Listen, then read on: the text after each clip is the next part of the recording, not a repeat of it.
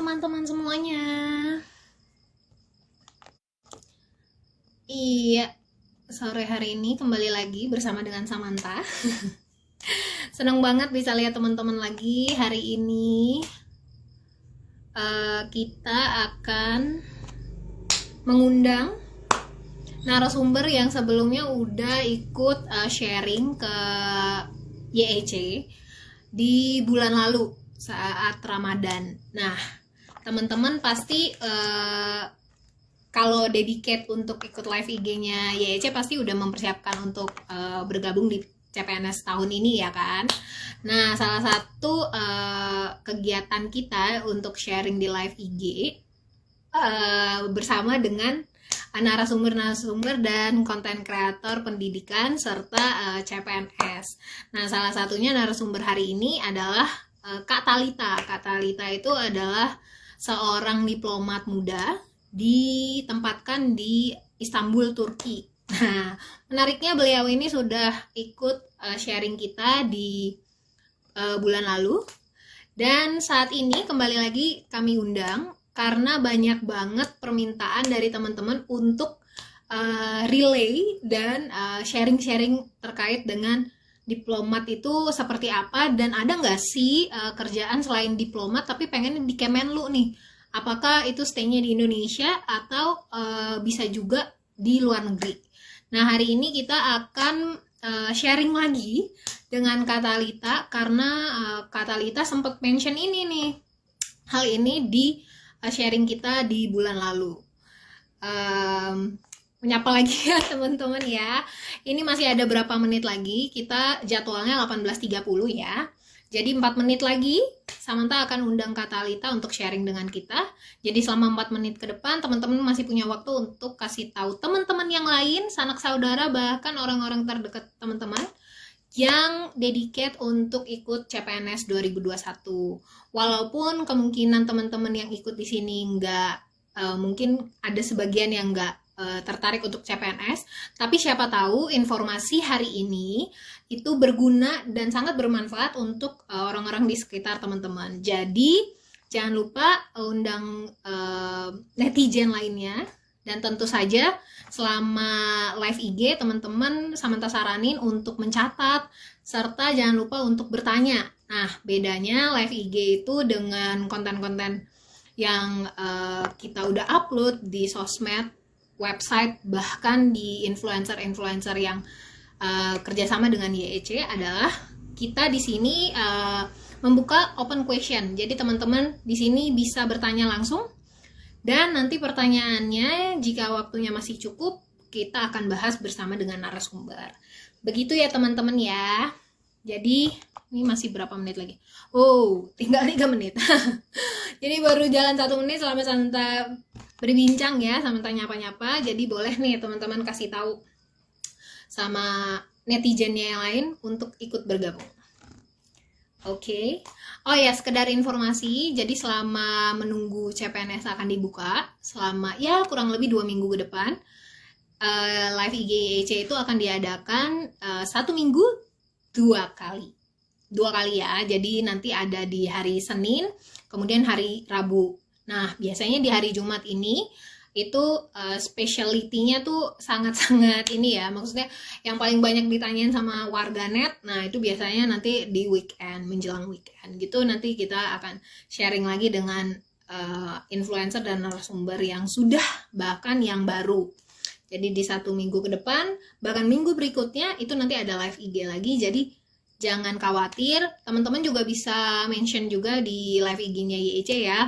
Seandainya teman-teman masih kurang untuk informasi persiapan apa sih yang perlu disiapkan selama untuk menjelang pendaftaran dan pemberkasan CPNS, atau misalnya Kak gimana sih persiapan untuk tes TOEFL prediction, apa itu bisa digunain untuk daftar CPNS atau lain-lainnya, bisa langsung ditanyakan di DM kita aja, direct message-nya YEC di sosmed kita, atau kalau mau langsung aja tes, coba aja dulu ya kan.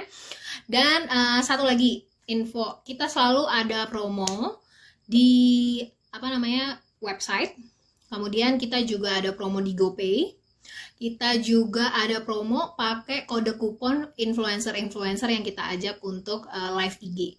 Jadi teman-teman jangan khawatir, banyak banget the way teman-teman untuk tes TOEFL preparation untuk teman-teman yang berminat, bahkan untuk teman-teman yang bahkan tidak berminat untuk CPNS ya, karena TOEFL prediction itu bisa digunakan untuk apa aja, nggak hanya untuk CPNS, tapi buat teman-teman yang mau lanjut kuliah, terus mau untuk yudisium, terus untuk bekerja di BUMN, BUMD, semuanya kita provide untuk itu. Jadi jangan khawatir, bisa coba untuk tes TOEFL prediction di YEC. Gitu ya teman-teman. Oke, ini udah 18.30. Sebentar Samantha sambungin dulu dengan Kak Talita ya.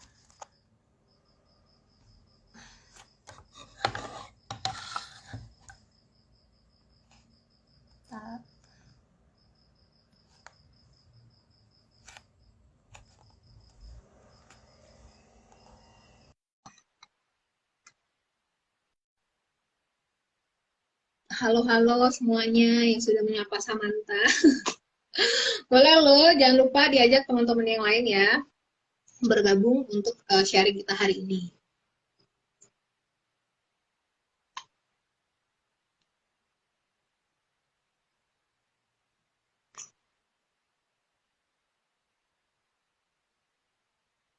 Oke, sebentar.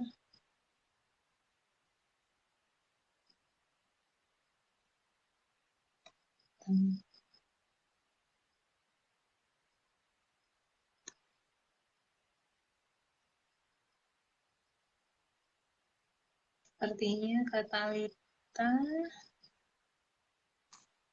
ya sedang.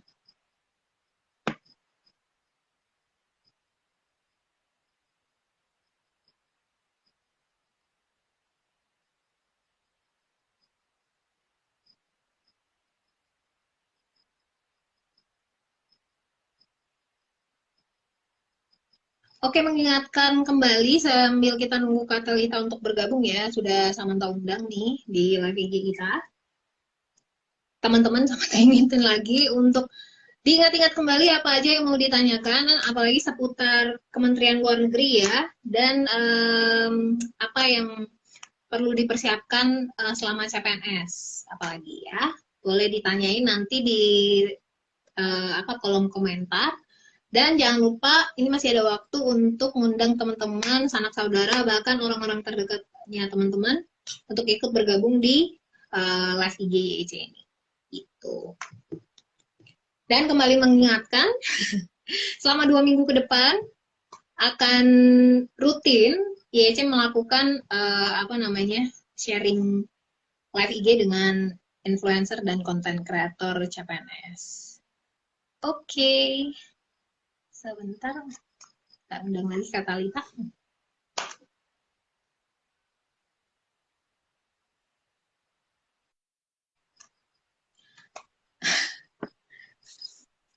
Halo. Halo Kak Talita, selamat sore.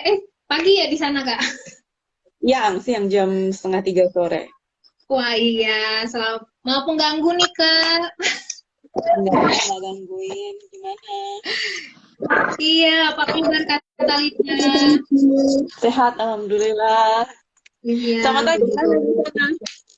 Iya, sehat juga, puji Tuhan. Di sini weathernya ya agak pancaroba sedikit, tapi kita well ya semuanya karena mau persiapan CPNS nih teman-teman, pada semangat banget ikut live IG-nya YEC. Ini aku juga semangat banget buat sharing ke teman-teman tentang CPNS 2021 ya, karena kita ada di situasi yang menantang, terus juga masih ada pandemi COVID, tapi ternyata life must go on dan must go on, dan ternyata nggak sedikit juga yang berhasil masuk gitu, jadi I'm quite happy about that gitu, dan regenerasinya terus berjalan gitu. Oke, Kak Talita. Mungkin bisa langsung kita mulai ya, Kak. Ini ada beberapa teman-teman yang mungkin belum tahu Kak Talita itu siapa, belum ikut live IG kita sebelumnya. Mungkin boleh sedikit perkenalan nggak, Kak? Perkenalan diri secara singkat dan pengalaman bekerja sampai saat ini. Silakan, Kak Talita. Jadi buat teman-teman yang belum kenal sama aku, salam kenal, aku Talita. Sekarang aku udah 6 tahun kerja di Kementerian Luar Negeri. Terus dari Agustus 2020 kemarin aku mulai penempatan pertama di Istanbul, Turki gitu. Dan I'm living my dream. Dan kenapa aku mau digandeng sama YEC buat uh, ngajak teman-teman gimana untuk tes TOEFL segala macam gitu kan, karena aku merasa bahwa visi misi kita tuh sama gitu, jadi membantu orang mencapai cita-cita mereka, nah dengan cara belajar bahasa Inggris gitu. Jadi dari situ aku ngerasa wah ini kayaknya platform yang bagus buat berbagi kapasitas ke teman-teman, dan menurut aku kenapa sih harus apa ya, intinya mimpi kita itu kadang kita nggak tahu bahwa ada cara yang efisien dan lebih murah gitu untuk mencapai mimpi. Bahasa Inggris itu tuh nggak harus mahal gitu, dan YEC itu pilihan yang affordable gitu. Jadi itu kenapa aku mau digandeng. Buat teman-teman yang kemarin nanya kok mau sih gitu loh, aku mau aja karena visi misinya sama gitu. Terus juga aku pengen, kenapa dengan topik kita hari ini negeri lebih kuat, tahu bahwa di luar jurusan ilmu sosial, politik, sastra, hukum itu masih ada profesi-profesi lain juga yang bisa penempatan ke luar negeri. Memang berbeda dengan diplomat. Bedanya apa? Bedanya nggak ada kekebalan diplomatik, tapi tetap sama juga ya, fungsi visi misinya merepresentasikan Indonesia di luar negeri gitu loh. Dan tanpa profesi-profesi pendukung ini, diplomat mungkin nggak akan bisa bekerja dengan baik gitu, karena tetap harus ada misalnya penata kerumah tanggaan, penata keuangan, dan ini IT gitu ya. Jadi apa ya istilahnya, petugas komunikasi gitu. Nah, semoga konten kita hari ini tuh bisa bermanfaat buat teman-teman yang sekarang ini lagi proses untuk jadi CPNS. Nggak harus jadi diplomat, tapi banyak juga profesi-profesi lain gitu. Iya, oke. Terima kasih banyak Kak, apa namanya, penjelasan singkatnya. Karena ini banyak banget nih aku lihat nih teman-teman yang baru ya, sejak kemarin live IG setelah Ramadan mulai banyak lagi yang bertanya apa sih persiapan-persiapan CPNS, terus formasi-formasinya yang walaupun kita belum tahu sampai sekarang, tapi teman-teman tuh udah antusias banget bertanya. Nah, oke, selanjutnya nih Kak, boleh nggak sih jelasin tentang informasi dan ketentuan formasi? Langsung aja nih ya sama Kak Tepet tadi, karena udah dijelasin secara singkat tentang ranah pekerjaannya Kak Talita. Boleh nggak sih langsung kita membahas tentang formasi di Kemenlu itu di CPNS tuh ada apa aja sih Kak? Boleh tahu nggak? Sebenarnya kalau PNS di Kementerian Luar Negeri sendiri itu ada dua. Ada PDN, petugas dinas dalam negeri. Ini yang tidak akan ke luar negeri, tapi ada dinas. Jadi misalnya suatu saat ada dinas kemana, itu tetap bisa ke luar negeri, tapi tidak penempatan. Nah, itu ada namanya petugas dinas dalam negeri. Nah, kalau diplomat itu PDLN, petugas dinas luar negeri. Nah, itu yang seperti aku, juga seperti mungkin diplomat-diplomat lain, itu punya karir untuk menjadi duta besar. Nah, selain diplomat, itu dibantu oleh PKKRT, penata kerumah tanggaan, perwakilan, dan juga petugas komunikasi. Memang jarang yang tahu, karena biasanya bukaannya itu jumlahnya sedikit. Contoh, dalam satu perwakilan, diplomat itu bisa ada 6, 7, 8, 9, 10, sampai puluhan. Tapi PKKRT mungkin hanya 1 untuk perwakilan kecil atau 2 untuk perwakilan yang besar. Jadi memang jumlah formasinya lebih kecil. Nah, jurusan-jurusannya apa? Bisa dari jurusan akuntansi, manajemen, kayak gitu-gitu. Jadi memang jurusannya sendiri yang berhubungan dengan keuangan ya, gitu. Terus Oh, Selain ada kerumah tanggaan dan administrasi, ada juga dibantu sama namanya petugas komunikasi. Nah, sekarang kan era digital ya, semuanya pakai komputer, terus pengamanannya juga pakai CCTV, kamera, segala macam, terus rekam sidik jari kayak gitu. Jadi semua semua hmm. ada high-nya ya, terutama di perwakilan kan kita banyak mengirimkan berita-berita rahasia. Nah, itu ditangani oleh seorang petugas komunikasi. Sama juga seperti PKKRT, bahkan bisa jadi lebih sedikit lagi. Dalam satu perwakilan biasanya hanya satu orang petugas komunikasi gitu, dan dia yang menghandle seluruh pengamanannya. Kalau ditanya detailnya apa, dari mengamankan premis, bahkan ini kalau misalnya kita nih lagi ada pindah gedung, nanti juga mereka terlibat dalam mengecek kelayakan gedungnya, cocok nggak ini untuk dijadikan perwakilan, pengamanannya gimana, jaringannya gimana, kayak gitu. Jadi kalau ada permasalahan-permasalahan IT, tugas komunikasilah yang maju gitu. Nah, dari background apa? Biasanya dari IT, teknik informatika, teknik komputer, kayak gitu gitu. Jadi yang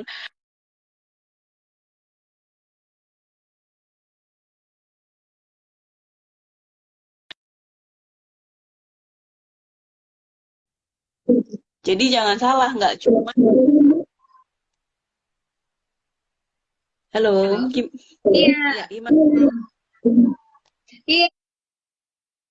Jadi ini pertanyaan selanjutnya malah udah dijawab. Tadi sama mau tanyain ini jurusan apa aja yang udah boleh nih masuk ke Kemenlu. Ternyata udah dijawab. Terima kasih banyak Kak. Boleh nggak sih lanjut lagi kita? Sebenarnya tupoksinya tuh seperti apa sih Kak?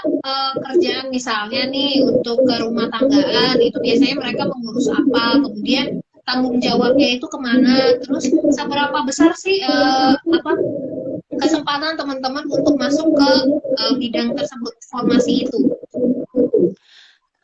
Jadi gini, kalau tanggung jawab pasti ke kepala perwakilan dan ke kantor pusat, karena kan kita juga ada koordinasi dengan kementerian lain. Misalnya keuangan kita jelas ke Kementerian Keuangan. Terus di situ nanti kita setiap 4 bulan kita ada laporan-laporan evaluasi keuangan, dan itu juga dibuat gitu. Em, Tanggung jawabnya sangat banyak. Kalau petugas keuangan itu dari ngurusin gaji, ngurusin biaya pengeluaran perwakilan, kan ada satu perwakilan di situ pasti ada biaya sewa untuk perwakilan yang masih sewa, biaya electricity, perawatan gedung, terus juga administrasinya tuh dari gaji juga. Misalnya kita punya pegawai-pegawai, itu pun mereka harus ngurusin itu. Kalau petugas komunikasi, mereka tanggung jawabnya sama ke kepala perwakilan dan ke kantor pusat juga. Jadi, tapi terutama ke kepala perwakilan ya, gitu. Menarik, menarik. Ini teman-teman bisa dicatat ya, karena ini nggak ada siaran ulangnya. Jadi teman-teman bisa catat dan bisa bertanya di tambahan komentar, kolom komentar di bawah, karena Kak Talita nanti kalau waktunya masih cukup masih bisa menjawab ya Kak. Jadi buat yang pengen nanya bisa langsung nanya. Sering banget ada yang nanya ke aku masalah jurusan, masalah ambil S1 atau S2 dulu. Kalau aku udah terlanjur menikah gimana? Jadi sebenarnya masuk Kemlu nggak harus single, tapi kalau sudah menikah dengan orang asing kayaknya ada ininya sendiri deh. Ada kadang disebutkan belum menikah atau tidak menikah dengan WNA seperti itu. Oke. Iya, jadi kalau untuk syarat umumnya nih Kak, sebenarnya untuk mendaftar di bagian-bagian lain selain diplomat, kalau diplomat kan kemarin kita udah bahas nih di live IG sebelumnya, nanti teman-teman bisa cek ya. Jadi untuk saat ini yang kita bahas untuk formasi yang lain, sebenarnya persiapan apa aja sih, berkas-berkas apa aja yang perlu disiapkan ya oleh teman-teman? Sebenarnya untuk formasi lain, mereka ini sebetulnya sangat mirip sama diplomat, karena mereka juga PNS. Jadi sebetulnya basic dokumennya itu akan sama, cuma nanti tes di wawasan bidangnya yang berbeda gitu. Kalau diplomat akan dites kediplomatannya, Kalau PKKMP dia juga akan dites untuk kemampuan manajemennya, kemampuan menghitungnya, kemampuan bidangnya itu juga akan dites. Untuk petugas komunikasi pun juga sama, akan dites kemampuan bidangnya. Nah, berkas kurang lebih sama, tetap tetap namanya kayak ijazah, terus kartu kuning tenaga kerja, terus apa ini bukti legalisir, akte kelahiran, KTP itu semua pasti udah standar. Jadi buat mau teman-teman yang mau jadi PNS itu sama lah, jangan khawatir, nggak akan terlalu jauh beda dan jangan lupa ini ya sertifikasi bahasa bahasa asing ya. Gitu. Cuman mereka untuk yang KKRT dan petugas komunikasi ini mungkin tidak setinggi diplomat KL 500 gitu udah bisa. Tapi mesti ini ya. Tetap harus disertakan ya Kak, berarti sertifikat bahasa Inggris itu harus ada ya. Ya, mau jadi apapun, mau jadi diplomat, PKKRT, mau jadi petugas komunikasi, tetap ada sertifikat bahasa Inggris dan ada tes bahasa Inggrisnya tuh, so pasti itu udah gitu. Oh iya, ini sekedar mau nanya lagi nih Kak. Jadi ingat kalau kemarin kan Kak Talita bilang kalau kita punya bahasa asing selain bahasa Inggris boleh disertakan dan pasti nanti kalau disertakan ada kemungkinan untuk ditanyakan ya kan bahasanya. Nah, apakah kalau di formasi lain kemampuan bahasa asing selain bahasa Inggris itu perlu disertakan juga Kak? Sebetulnya pasti akan menjadi nilai tambah dan akan membantu nanti untuk penempatan meskipun tidak menjadi jaminan bahwa semisal kamu lancar bahasa Arab kamu pasti akan enggak. Karena bisa jadi ketika lowongan dibuka ternyata yang kosong bukan yang bahasa Arab, jadi emang takdir, ada faktor takdir juga sih ya dalam penempatan luar negeri itu gitu. Jadi belum tentu misalnya kamu ini bisa bahasa Mandarin terus kamu akan ke Tiongkok, itu enggak. Jadi ada tapi tetap harus dilampirkan gitu dan akan menjadi nilai tambah. Soalnya sekarang bahasa Inggris tuh udah wajib kudu banget bisa udah kayak apa ya istilahnya udah common banget yang bisa bahasa Inggris itu gitu. Oke. Ya, jadi teman-teman nih masih ada waktu ya kalau untuk tes bahasa Inggris masih bisa, tapi kalau untuk bahasa asing yang lain mungkin harus banyak berdoa ya, karena ada faktor laki juga di sana. Ya kayak cuman ini ya Sam, kalau ini gara-gara ikutan YEC ini aku jadi flashback pengalaman aku dulu gitu loh. Benar-benar nggak cuman kelengkapan administrasi berkas segala macam, tapi you have an attitude. Kayak misalnya aku itu dulu I'm not trying to make myself as an example, I'm sharing waktu aku dulu daftar itu benar-benar aku yang begadang jam 3 pagi demi upload dokumen. Jadi seleksi berkas itu harus dikirim fisiknya dan diupload juga dokumennya. Nah, demi meraih cita-cita aku waktu itu begadang jam 3 pagi ngupload dokumen gitu. Jadi benar-benar yang memang kamu harus terus kayak aku tes jam 9, jam 5 pagi aku udah bangun. Sehari sebelumnya aku udah cek lokasi ada di mana. Jadi benar-benar jangan sampai kamu itu gagal hanya karena ini ya keteledoran gitu. Itu sayang banget gitu. Jadi selain memang persiapannya yang perintilan administrasi itu udah perfect, juga harus jaga-jaga gitu. Jangan sampai cita-citamu, impianmu itu gagal hanya karena teledor gitu. Oke Kak, next question nih Kak, pertanyaan banyak yang nanya juga, apa sih bedanya ada nggak sih bedanya soal TIU, TWK, TKP terkait dengan formasi diplomat dengan formasi yang lain? Ada nggak sih perbedaannya atau sebenarnya sama aja, kalian belajarnya fokusnya di mana gitu? Kalau itu kan kemampuan ini ya tes yang CAT ya, CAT itu ya, yang asisten itu ya. Sebetulnya itu sama aja karena itu kayaknya lebih untuk ngetes IQ deh, ngetes IQ dan kemampuan berpikir.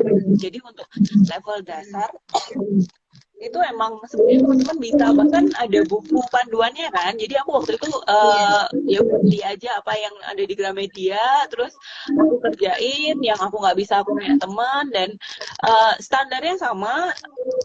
Paling kalau misal apa ya, itu udah jadi milik Kemenpan ya, aparat negara, Kementerian Aparat Negara, itu itu standarnya udah sih, itu tidak dibedakan, itu lebih ke mengukur ke kemampuan kognitif. Oke, berarti teman-teman nih kalau boleh dikasih saran nih Kak, paling harus persiapan itu di seleksi bagian yang mana? Berkaskah, tes CATK, atau wawancara? Itu semuanya harus lolos, tidak boleh hanya ini. Mereka ini maunya adalah rata-ratanya harus standar. Jadi tidak boleh misalnya akademiknya tinggi banget, tapi ternyata CAT-nya rendah banget, itu nggak akan lolos. Jadi mereka maunya yang semuanya bagus gitu, rata-rata bagus. Terus kalau disuruh persiapannya dari mana, persiapannya sebenarnya kalau aku lebih menyeluruh, karena selain persiapan mental, kognitif, dukungan finansial juga harus disiapin gitu. Kamu bolak-balik ke Jakarta itu harus disiapin, dukungan finansial harus disiapin. Terus nggak lupa juga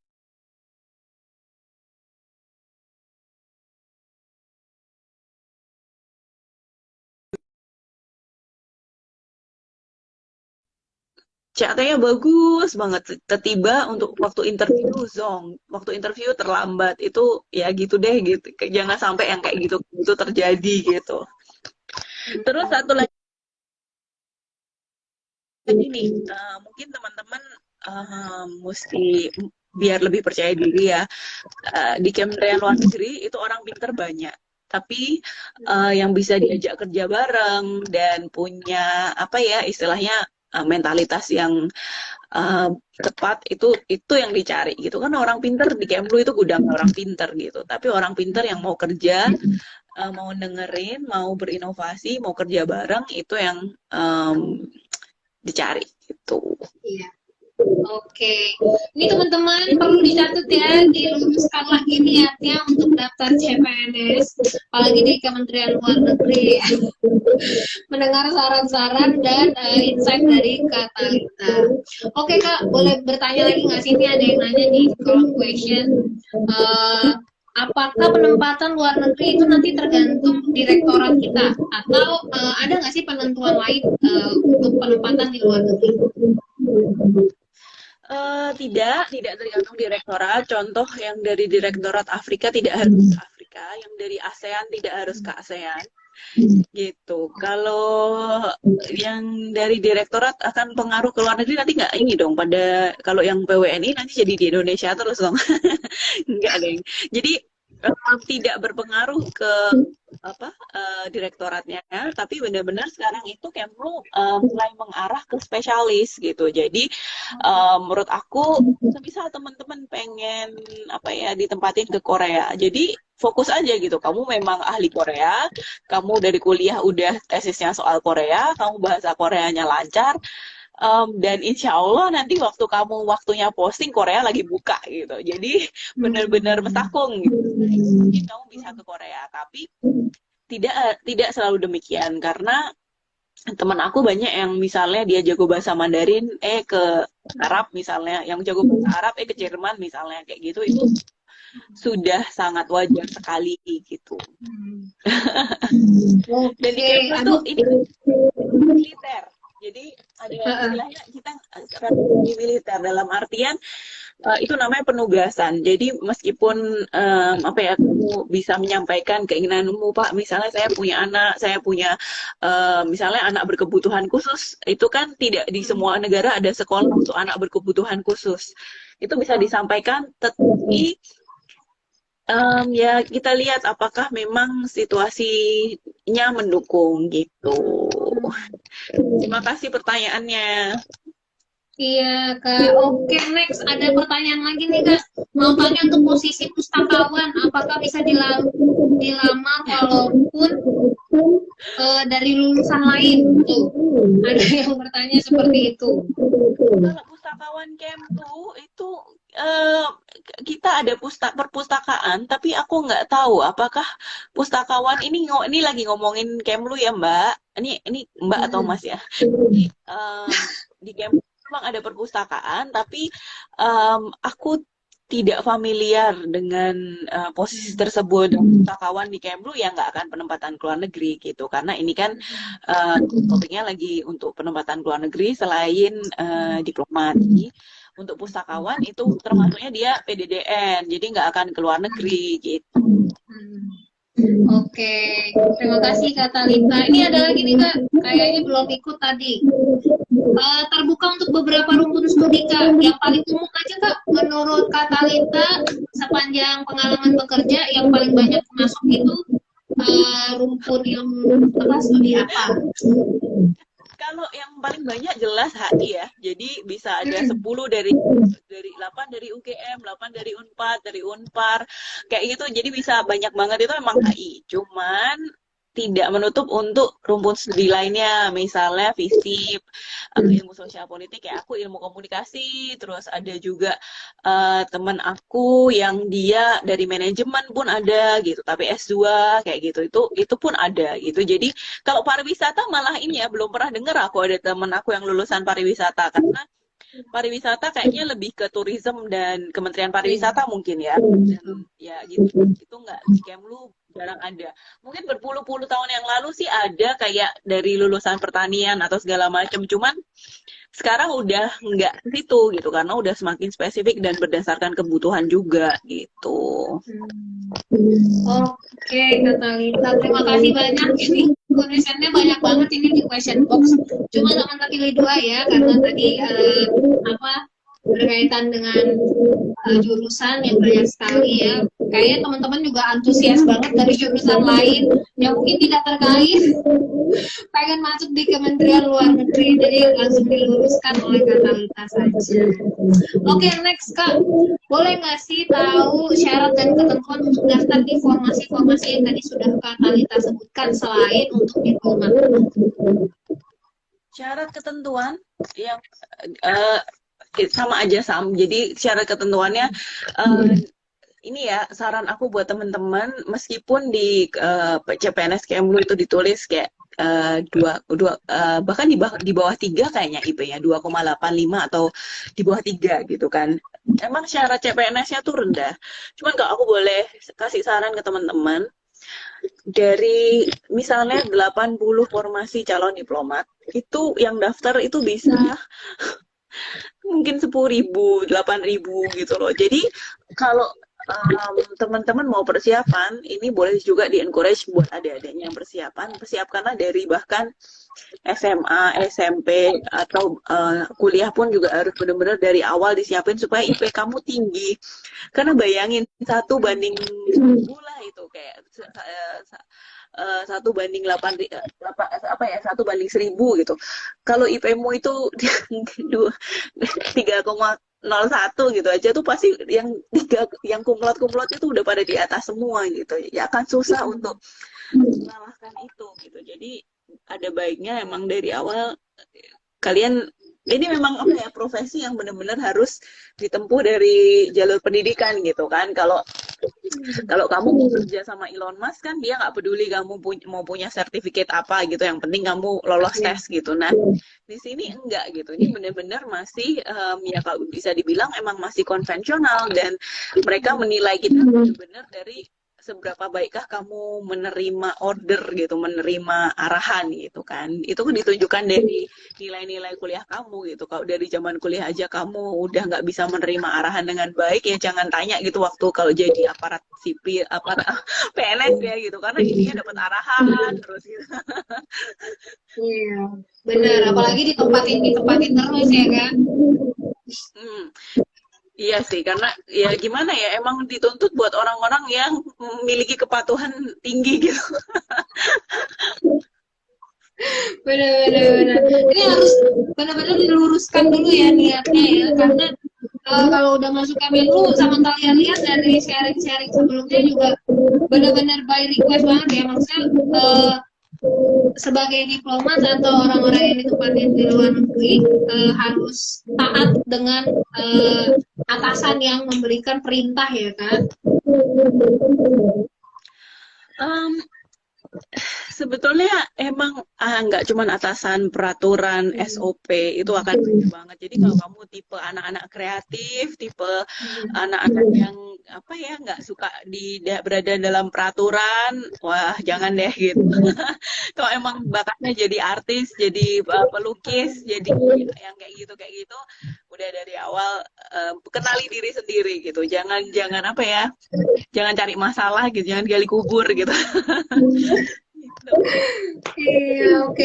Kalau boleh tahu nih Kak, masa kerjanya, masa terikatnya itu selama apa sih Kak? Maksudnya kalau untuk jadi ASN itu kan pasti ada masa keterikatannya. Kalau Kemenkeu setahu Samantha itu 3 atau 5 tahun gitu untuk bisa bilang saya mau berhenti jadi ASN atau CPNS. Nah kalau di Kemenlu ada nggak sih masa masa kerja awalnya sampai mereka memutuskan untuk iya mau lanjut atau iya udahan?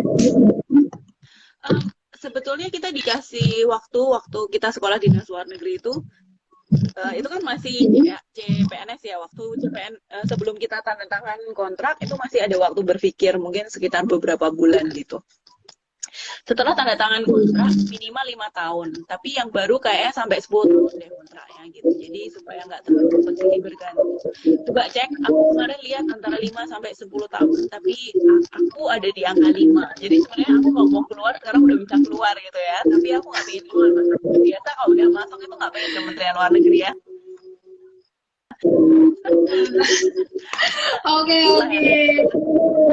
Udah sangat sedikit, mungkin sangat sedikit yang akhirnya meninggalkan Kementerian Luar Negeri.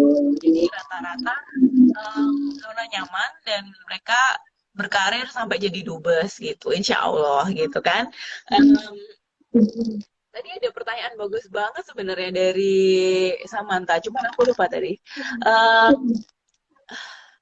Di Kementerian Luar Negeri itu biasanya ya anak-anak ini yang sudah masuk biasanya jarang sekali yang keluar, kecuali yang memang dari awal dari awal tuh salah masuk gitu, yang mengira bahwa kalau di Kementerian ketika udah masuk saya bisa di Jogja. Nggak bisa sayang gitu, Kementerian Luar Negeri itu tuh hanya ada di Jakarta gitu. Jadi kalau kamu berharap udah masuk Kementerian Luar Negeri terus mau di kantornya di Jogja, itu salah banget gitu. Kementerian Luar Negeri harus ke Jakarta gitu. Oke, ini dicatat ya teman-teman ya. Jadi jangan salah milih karena masa kerjanya sekarang yang terbaru kemungkinan 5 sampai 10 tahun ya Kak. Kalau boleh tahu itu bisa dicek di mana sih Kak? Maksudnya informasi-informasi terkait dengan Kemenlu itu bisa dicek di mana? icpns.kemlu.go.id dan di situ biasanya ada, dan menurut aku teman-teman gimana ya, aku selalu bilang bahwa ketika kamu itu bilang itu cita-citamu, kamu akan apa ya istilahnya, kayak kamu suka sama satu orang, kamu akan ngestok, kamu akan cari tahu tentang orang itu gitu. Nah, lakukan hal yang sama, kayak follow semua sosmednya Kemlu. Jadi kamu nggak akan ketinggalan waktu ada bukaan CPNS diplomat gitu, karena kamu semua sudah update sosmednya Kemlu gitu. Jadi paling gampang adalah masuk ke Instagram, follow Instagramnya Kemlu, follow Twitternya Kemlu, follow semua yang berkaitan dengan Kemlu gitu. Toh follow gratis kan gitu. Jadi itu yang harus dilakukan. Itu yang aku lakukan juga. Aku kayak waktu aku 2015 begitu aku tahu mau ada bukaan, aku kayak hampir setiap hari buka Kemlu sampai akhirnya waktu itu bulan Mei juga. Aku ngeliat, aku langsung siap-siap dan aku resign. Tapi waktu itu emang aku sudah tahu bahwa pekerjaanku yang sebelumnya itu memang bukan cita-cita aku. Jadi begitu aku tahu ada bukaan di Kementerian Luar Negeri, aku langsung resign, aku pulang ke Jogja, aku siap-siap untuk daftar CPNS kayak gitu. Oke, Kak, terima kasih nih. Ini ada pertanyaan lagi nih satu Kak, sebelum kita tips and trick ya. Ini ada pertanyaan. Di Kemenlu ada tes kesehatan apa aja ya Kak? General medical check up itu aja sih. Jadi kayak jantung, paru-paru, terus juga air kencing, darah itu. Tidak ada tes yang aneh-aneh dan tidak ada tes yang melanggar hak perempuan sih. Jadi tahu kan yang aku maksud yang melanggar hak perempuan yang mana. Jadi di Kementerian Luar Negeri tidak ada tes yang begitu-begitu. Ada juga tes ketahanan kerja, itu termasuk ke tes psikologis. Teman-teman bisa banget lihat di internet aja gimana cara ngerjain tes ketahanan kerja. Ya kurang lebih kayak gitu, dan enjoy the process, karena setelah masuk kamu nggak akan mau ngulang lagi prosesnya gitu. Panjang sekali. Oke, nih teman-teman ya, dicatat lagi, sekali lagi dicatat karena tidak ada siaran ulang, walaupun nanti ada di submit di sosial medianya Kak Talita juga ya, di akun yang lain. Jadi teman-teman diusahakan kalau masih ada pertanyaan nih, mumpung masih ada waktu, silakan bertanya. Sambil Samantha bertanya untuk yang terakhir, Kak Talita, boleh nggak sih kasih tips dan trik untuk lebih unggul nih teman-teman dari pesaing-pesaing yang lain, kayak yang tadi Kak Talita bilang, yang mau daftar Kemenlu tuh 10.000 ke atas lah. Nah, gimana caranya biar teman-teman ini lebih unggul dari yang lain? Boleh nggak sih kasih tips dan triknya? Yang pertama, ini harus benar-benar teman-teman mulai dari proses kuliah. Yang pertama adalah IP itu harus tinggi. Jadi dari awal teman-teman yang harus kuliah benar-benar IP-nya harus tinggi. Itu sudah langkah nomor 1. Yang kedua, dari zaman kuliah itu teman-teman harus udah punya pengalaman. Ini maksudnya gini loh, kalau kamu nggak apa-apa, kalau kamu tidak punya, jangan terdiscourage gitu. Tapi kalau kamu masih punya waktu, lakukan ini gitu loh. Jadi kamu bisa ikut pertukaran ke luar negeri, kamu bisa ikut lomba-lomba debat bahasa Inggris, lomba MUN yang prestasi-prestasi internasional, itu akan membuat kamu menonjol gitu loh. Apalagi ikut lomba-lomba yang difasilitasi oleh Kementerian Luar Negeri atau perwakilan RI di negara lain, itu kan banyak banget lomba-lomba tuh. Nah, teman-teman tuh bisa banget ikut yang kayak gituan gitu. Jadi begitu kalian udah punya pengalaman pertukaran pelajar ke Meksiko, juara debat NUADC tahun 2017 misalnya, ini pernah magang di UN misalnya, itu akan jadi nilai tambah. Tapi apakah itu jadi yang utama? Enggak. Nah, aku punya tips satu lagi nih buat teman-teman nanti di babak interview. Yang pertama, gimana sih caranya supaya nggak nervous? Pastikan persiapan fisik tuh oke. Jadi pakaian, penampilan apa tuh udah oke dulu, itu akan bikin kamu pede gitu. Yang kedua, gimana supaya waktu interview kamu itu mendapat nilai plus? Menurut aku bersikap friendly, jujur, dan happy-headed, itu menurut aku salah satu yang menjual menurut aku gitu. Nggak ada yang mau pegawai yang cemberut, yang grumpy gitu kan, nggak akan mau kan. Jadi emang gitu, kamu sudah penampilan. Jadi penampilan itu ada di kontrol kita. Tik semua yang bisa kamu tik itu udah cek gitu loh. Yang berikutnya ya bagaimana kamu membuat orang yang menginterview itu merasa bahwa kamu itu enak buat diajak kerja. Itu aja, diajak kerja banget. Oke, Kak Talita. Ini sepertinya pertanyaan-pertanyaan dari teman-teman udah nggak ada ya di kolom chat dan kolom komentar. Jadi sebelum sama-sama mengakhiri, boleh dong Kak Talita ini masih ada kode kuponnya ya untuk teman-teman yang mau coba sertifikat TOEFL, karena untuk sertifikat bahasa lain ya belum provide. Tapi kalau untuk bahasa Inggris, silakan teman-teman coba mumpung masih ada kesempatan. Ini Kak Talita ada kode kupon juga ya Kak, silakan Kak. Bisa pakai nama aku @talita_kumi, tapi di GEC dia cuman Talita Kumi gitu aja. Jadi teman-teman bisa banget pakai voucher itu, nanti semua keuntungannya itu akan disumbangkan ke salah satu wihara di Surabaya yang sedang bangun sekolah. Jadi it comes from education for education juga. Jadi menurut aku senang banget sama programnya YJ ini, karena makin banyak kontribusi, aku bisa berkontribusi lewat pendidikan untuk pendidikan di Indonesia juga gitu. Oke, Kak Talita, terima kasih banyak, Kak. Next mungkin nanti kalau udah nggak ada CPNS, kita bisa sharing-sharing kegiatan Kak Talita selama di Istanbul, Turki ya. Untuk motivasi teman-teman di next CPNS selanjutnya.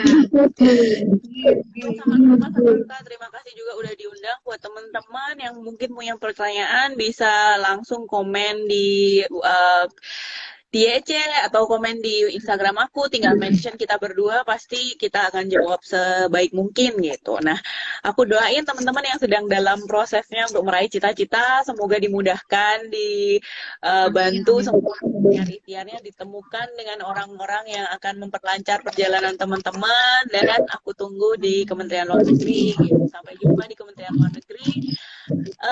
Tidak ada usaha yang akan sia-sia, dan percayalah bahwa seekor kupu-kupu yang kecil pun akan mampu memicu badai gitu.